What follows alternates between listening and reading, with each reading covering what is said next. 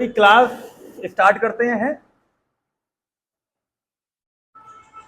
सिंधु घाटी सभ्यता पढ़ने के बाद आपका नंबर है वैदिक सभ्यता को पढ़ने का। ठीक है, वैदिक सभ्यता का समय अगर कंबाइन में मानूं तो माना जाता है, हमने 1500 पे छोड़ा था, वो 1500 बीसी टू 600 बीसी तक। कब तक? 1500 से 600 बीसी तक हमें यह समय माना जाता है। अब ये 600 बीसी तक माना कैसे जाता है, मुद्दा है ये। वैदिक सभ्यता को दो भागों में बांट दिया था, हालांकि मैं केवल दो भाग बताऊंगा, दो भागों में अलग अलग पढ़ाऊंगा नहीं, फिर वो लेवल से क्वेश्चन बनते नहीं है। वो दो लेवल हैं कौन कौन से? वैदिक सभ्यता को दो भागों में बांटा, ऋग वैदिक काल, कौन सा? ऋग वैदिक काल और उत्तर वैदिक काल, दो भागों में बांटा। मगर इस लेवल से क्वेश्चन आते नहीं है, तो हमें कौन सा लेवल पढ़ना है? हमें पढ़ना है टोटल वैदिक में ही पढ़ लेंगे, जो कुछ पढ़ लेंगे, है ना। बस ऋग वैदिक काल में वेद वगैरह पढ़ जाएंगे, आर्यों को पढ़ जाएंगे, थोड़ी सी अपडेटेशन चलेगी उत्तर वैदिक काल में।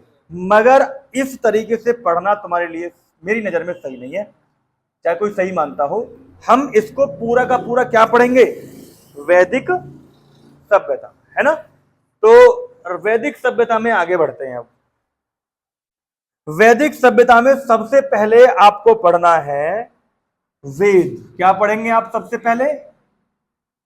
वैदिक सभ्यता में क्या पढ़ेंगे? सबसे पहले वेद पढ़ेंगे। तो वेद का शाब्दिक अर्थ क्या होता है? क्या होता है बताओ? ज्ञान। वेद का शाब्दिक अर्थ क्या कहा जाता है? ज्ञान। और ये ज्ञान कौन सी भाषा में है? संस्कृत है ये बात। तो वेदों की संख्या है कितनी, ये पढ़ना है आपको। वेद हैं कितने? 4। तो वेदों की संख्या लिख लो, वेदों की संख्या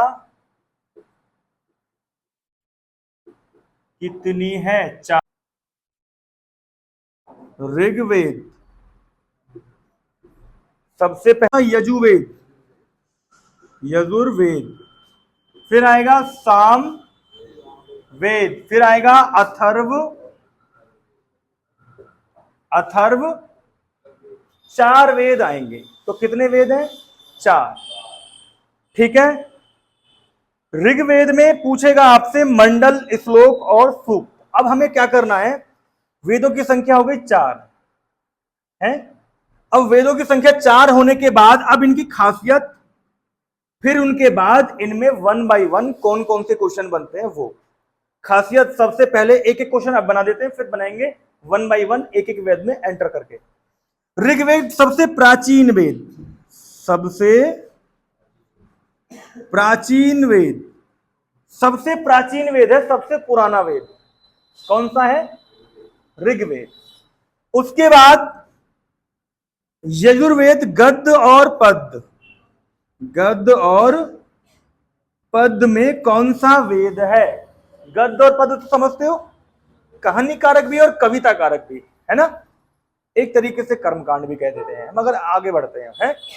सामवेद, सामवेद ने सिखाया संगीत, संगीत का जनक। सामवेद कैसा वेद? संगीत का जनक है। और उसके बाद अथर्ववेद, सबसे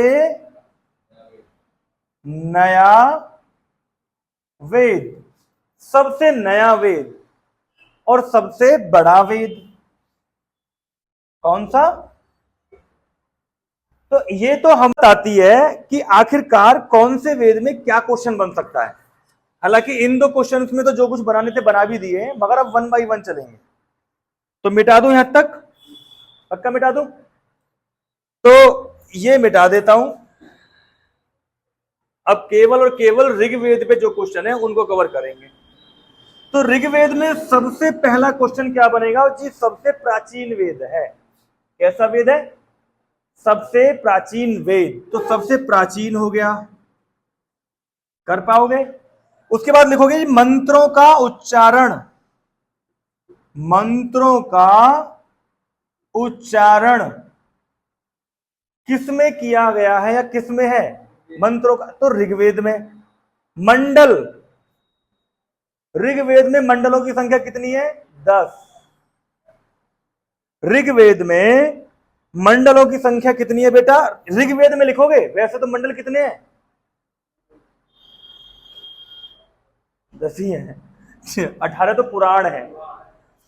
तो ऋग्वेद में मंडलों की संख्या, मंडल कितने हैं? 10,028।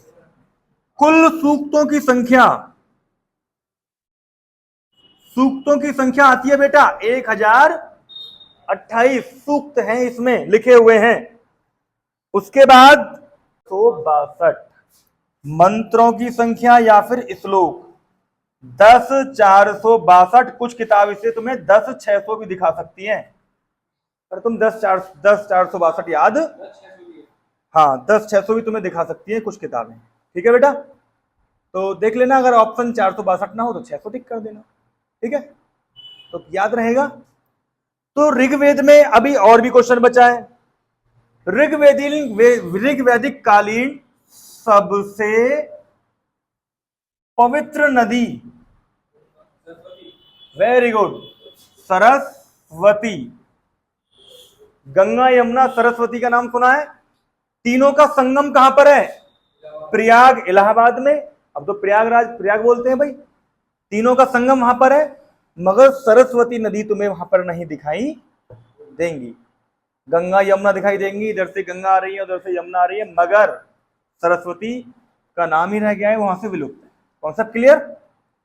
तो सबसे पवित्र नदी भी समझ में आ गया। ठीक है, यहां ऋग्वेद में वायु देवता, अग्नि देवता और तुम्हारे वरुण देवता, इन सब के बारे में जिक्र है ना।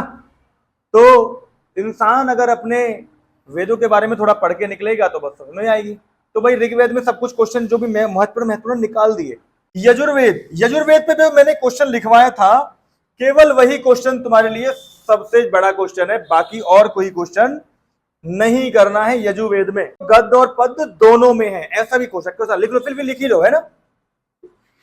क्या लिखोगे? यजुर्वेद, एकमात्र ऐसा वेद जो गद्य और पद्य दोनों में है। कौन सा हो गया ये? गद्य और पद्य दोनों में। नेक्स्ट, कर्मकांड प्रधान, ये क्वेश्चन बहुत आता है। कर्मकांड, कर्मकांड प्रधान का मतलब समझते हो? जैसी करनी, कहते हैं ना भाई, अरे यार बहुत दुख पा रहा है, जैसे कर्म है ऐसा तो होना ही तय है, तो जैसा करेगा ऐसा भरेगा, ये एक मुद्दा है हमें। कौन सा लिखना है आपको अब?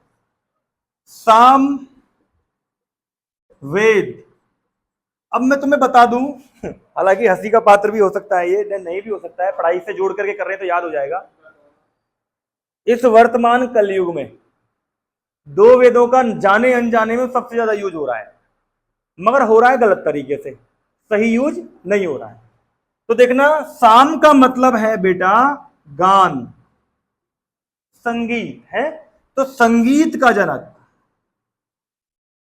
संगीत का जनक किसे कहा जाता है? का अर्थ क्या है? गान है ना। तो भारतीय हिस्ट्री में जो संगीत सिखाया है वो इन्होंने, ठीक है ना। हालांकि ऋषियों का नाम लिखवाने की जरूरत नहीं है, मैं लिखवा सकता था, मगर छोड़ दो। तो अब तुम्हें पता है वर्तमान में हर कोई गाना बना रहा है, गाना सुन रहा है।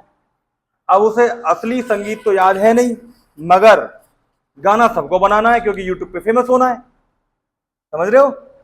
जो जैसे चाहे ऐसा कुछ ना कुछ गुनगुनाना स्टार्ट कर देता है। हालांकि गाना इसलिए, संगीत इसलिए बनाया गया था कि भाई इंसान के पास डिप्रेशन और टेंशन देने वाली चीजें बहुत हैं। संगीत माना जाता है कि संगीत के जो सुर निकलते हैं, इंसान की बॉडी, इंसान के ब्लड सेल्स को एक विशेष अनुभूति प्रदान करते हैं, जिससे वो रिलैक्स फील करता है और अच्छा फील करता है।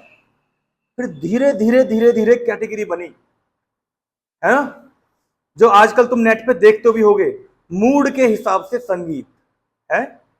दिल हैप्पी है तो हैप्पी वाले गाने बन गए, दिल दुखी है तो सैड वाले गाने बन गए, दिल टूट गया है तो टूटने वाले गाने बन गए, भक्ति संगीत बन गए, बारिश के गाने बन गए, गर्मी के गाने बन गए, ठंड के गाने बन गए, बर्फ के गाने बन गए। इंसान ने इसका रायता बना दिया सामवेद का। समझ रहे हो ना? तो ये चीज है। अब आ जाओ, अब दूसरे वेद का रायता करेगा इंसान। देखो अब कौन सा वेद है? अब अथर्ववेद। तो इसी के साथ खत्म करेंगे। देखो अब तुम बताओ ईमानदारी से कि अगर हम इस लेवल से पूरे फोकस के साथ क्लास में बैठे हैं तो फीलिंग वो आएगी नहीं कि हम पे कोई बर्डन है और हम पढ़ाई के लिए बैठे हैं। एफर्टलेस पढ़ाई होगी, तुम्हें एक एक शब्द याद होगा। मुझे नहीं लग रहा कि घर जाके एक बार रिपीट कर दोगे तुम्हें याद करने की जरूरत पड़ेगी। ऐसे ही हर एक क्लास को तुम्हें अटेंड करना है और तुम्हें याद हो जाएगा अपने आप। एफर्टलेस, बिना प्रयास करे याद होना, ऐसी जीएस अगर तुमने कवर कर। कौन सा है? अथर्ववेद। अथर्व, ये वेद का रायता बड़ी बुरी तरीके से हुआ भाई।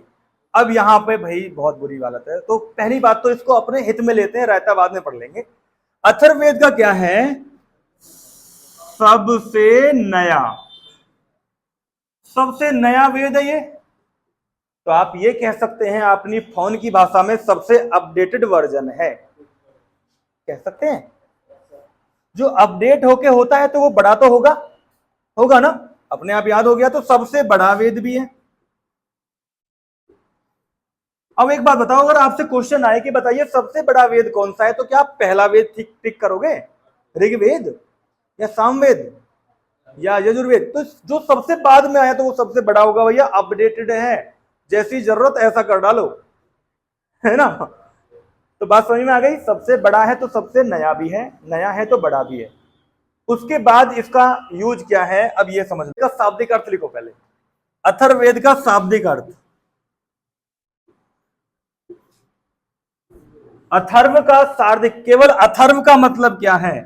अथर्व का मतलब है पवित्र जादू। क्या है? पवित्र जादू, है ना? इसमें दुनिया भर के अंधविश्वास, टोना टोकटा, जादू, सारी चीजें यहां पर आती हैं। तो लिखना, जादू टोना टोकटा, जादू टोना टोटका है, टोकटा लिखो या टोटका लिखो?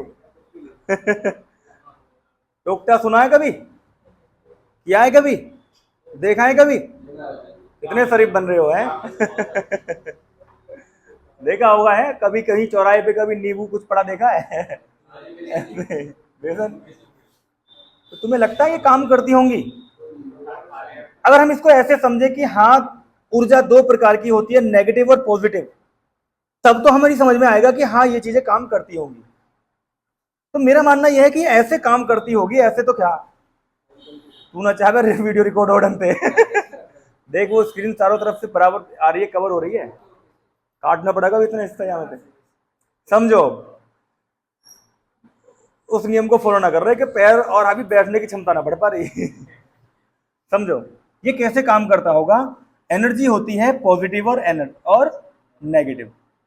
अगर हमेशा कोई व्यक्ति पॉजिटिव रहता है तो सबको ये कहेंगे भाई कोई ना कोई खुशी है, इस पे बहुत कुछ है ना? एक खुश रहने वाले बंदे को किसी तरीके से ऐसे विचारों से ग्रस्त कर दो कि नेगेटिव विचार आने लगे, है ना? और वो नेगेटिव विचार ऐसे आने लगे कि उसका सुबह नींबू पे चौराहे पे नींबू पड़ा था, उस पे पैर पड़ गया था, और उसके बाद उसको नेगेटिव विचारों से भर दो तो जिसने वो किया था उसे पता तो चल जाएगा कि हाँ भाई ऐसे तो बात है, तो वो एकदम कहेगा मेरा टोकटा काम कर गया। जिसको बीमारी हो, जिसको दिक्कतें आएंगी नेगेटिव विचारों से, वो कहेगा यार मेरे साथ वो हो गया था, है ना?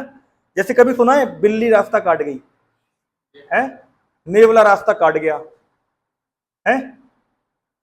आज तो मैं घर से बाहर निकल रहा था और अच्छे काम के लिए जा रहा था और वो वाली आंटी खाली परात लेके आ गई। ऐसा सुना है कभी? देखा होगा। अब तो वापस हो जाऊं भैया, अब न बने काम। ये टोना टोकटा और ये क्या है, सगुन बोलते हैं इनको। और संस्कृति में साइकोलॉजी ने इतना घर कर लिया है कि लोग इन्हें मानते भी हैं। और गलती से ऐसा हो जाए, बस बिल्ली ने रास्ता काट दिया, अब नेगेटिविटी चली गई और आगे जाके गाड़ी किसी से ठुक जाए।